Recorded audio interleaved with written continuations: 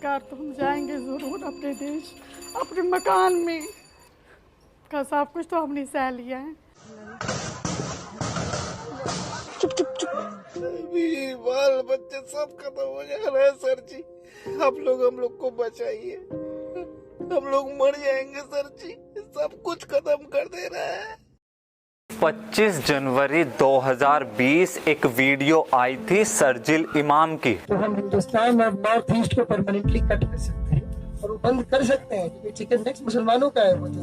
वो जो इलाका है मुस्लिम अक्सरियत है। नॉर्थ ईस्ट को भारत से अलग करो, चिकन नेक हम मुसलमानों का है, हम यह कर सकते हैं। वो मात्र एक वीडियो नहीं थी, वो बंगाल, आसाम और नॉर्थ ईस्ट में बचे चंद हिंदुओं के कश्मीर जैसे पलायन और पतन की भविष्यवाणी थी। सिलीगुड़ी कॉरिडोर, जिसे भारत की चिकन नेक कहते हैं, एकमात्र 22 किलोमीटर चौड़ा ऐसा रास्ता है जो भारत को आसाम सहित 7 नॉर्थ ईस्ट राज्यों के साथ जोड़ता है। इतना महत्वपूर्ण रास्ता और कोई खुलेआम चौड़े में इसे काटने की बात करे, कुछ तो दम होगा, कुछ तो सच्चाई होगी। रोहिंग्या मुस्लिम 700 किलोमीटर दूर चलकर म्यांमार से बंगाल के अंदर घुसते हैं।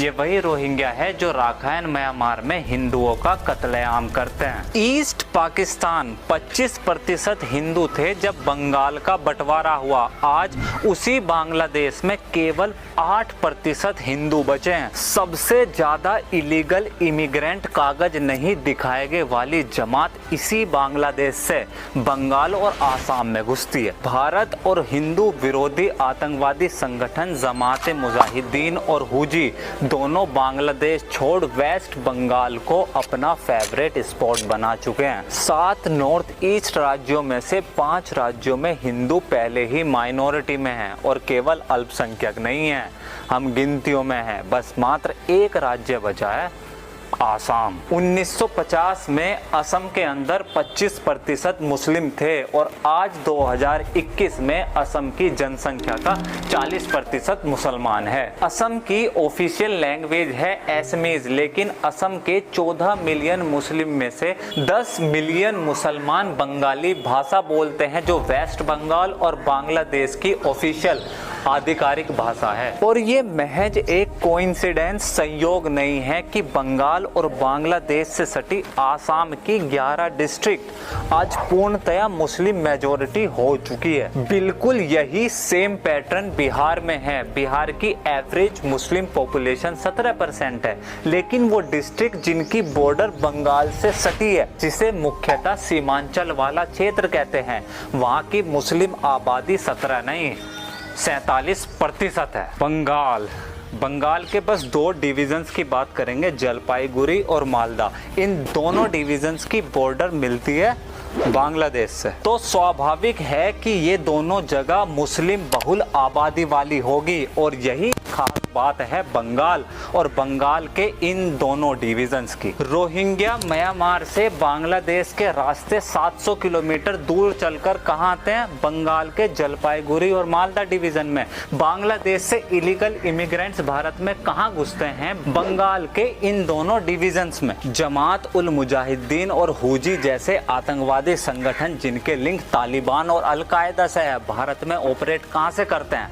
बंगाल के इन्हीं दोनों डिवीजन से। Militant groups, naxalite, maoist, anti national elements, left leaning rebellion groups, इन सब का फेवरेट स्पॉट कौन सा है? बंगाल के ये दोनों डिवीजन ही। इसलिए 25 जनवरी 2020 की रात शर्जील इमाम का वो भाषण, वो वीडियो महज कोई एक मजाक या कोई परिकल्पना नहीं थी। वो हमारे इस गाल पर जोरदार तमाचा और इस चेहरे के सामने असलियत, हकीकत, हमारा क्या वजूद बचा है और हम क्या खो चुके हैं उसकी असलियत का आईना था। मकसद बहुत बड़ा और बेहद साफ है कि कुछ भी करो, लेकिन किसी तरह भारत के अंदर अस्थिरता पैदा करो।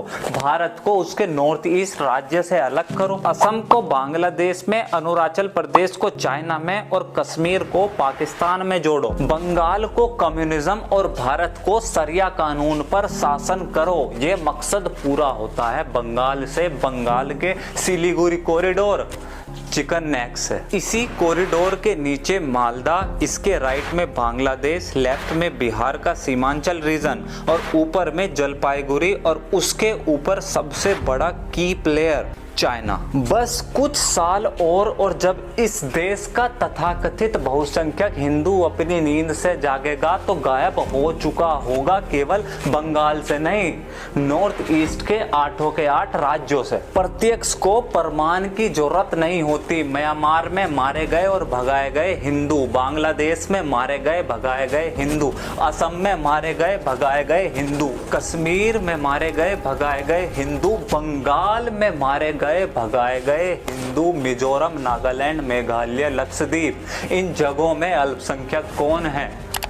हिंदू। इतिहास केवल घटनाओं को शब्दों में पिरोने के लिए नहीं लिखा जाता, बल्कि आने वाली पीढ़ी भविष्य में होने वाले संभावित खतरों के लिए तैयार हो और हम कौन हैं उसे इस बात का ज्ञान हो, इसलिए लिखा भी पढ़ाया भी जाता है। आज भी सेमिनार्स लेक्चर के अंदर 19 जनवरी 1990 कश्मीर की वो रात गूंजती है, इसलिए नहीं कि हम किसी विशेष वर्ग समुदाय से नफरत करें या बदले की भावना के साथ जिए, बल्कि इसलिए गूंजती है कि हमें याद रहे कि इस देश का संविधानीकृत सेकुलरिज्म किन खास विशेष परिस्थितियों में अपना दम तोड़ देता है। वो रात आज भी इसलिए गूंजती है कि हमें याद रहे कि संविधान की शपथ लेने वाले हमारे मसीहा बनने वाले नेता किन खास विशेष परिस्थितियों में हमें मरने छोड़ देते हैं। माना आप मौजूद नहीं थे, इंटरनेट नहीं था, सोशल मीडिया की ताकत नहीं थी, इसलिए कश्मीर की उस रात आप हिंदुओं का नरसंहार नहीं रोक सके। 3 मई 2021 आप थे, इंटरनेट हाई स्पीड था, सोशल मीडिया सहित पूरे देश की मीडिया मौजूद थी, हर एक लोकव्याप्त जल कल्याणकारी नेता मौजूद था और सबकी आंखों के सामने एक एक घर को चिन्हित करा, मारा और भगाया। जो माँ बहन बेटी मिली रेप करा और रेप करा, जो दुकान मिली लूट ली, जो घर दिखा तोड़ दिया। ऐसा लगा जैसे कश्मीर की वो रात फिर से बंगाल बनकर चीख उठ खड़ी हो। और यह देश, क्या इस देश का चुनाव आयोग सबसे बड़ा लोकतंत्र उसी अल्पसंख्यक समूह के बहुसंख्यक बनने पर चहेते संविधान के प्रियम्बल में लिखे सेकुलर शब्द और जनसंख्या में उनकी आबादी का हिस्सा कितना है उसे लोकतंत्र की राजनीति का आधार नहीं बनाएगा? अगर ऐसा नहीं है तो 70 साल बाद आज भी कश्मीर की राजनीति में हम कहाँ हैं?